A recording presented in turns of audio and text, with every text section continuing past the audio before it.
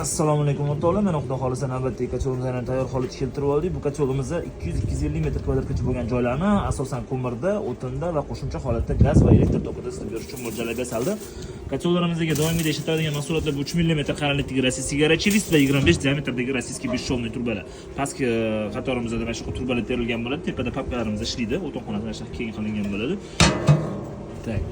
Kachog'larimizdan 4 ta burchaklari ham buklangan holatda, ya'ni butun yasaladi, buklangan bo'ladi. Faqatgina old taraflaridan mana shuni shoh tushirilgan. Birinchi eshigimizda pastda bo'lgan galib qo'yib foydalanish mumkin va pul olishdan foydalanish mumkin. Bu yerda o'tinxonamiz, tepadagi eshigimiz esa doimo ochilib yopilish shart emas. Shuning uchun vaqti bilan ochilib, bu yerda papkalarni tozalab turish uchun qo'yilgan eshik, shuning uchun bu yerga ikkala qilingan.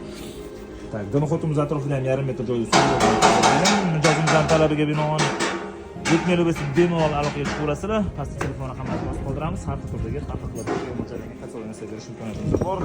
Sog' bo'linglar, salomat bo'ling.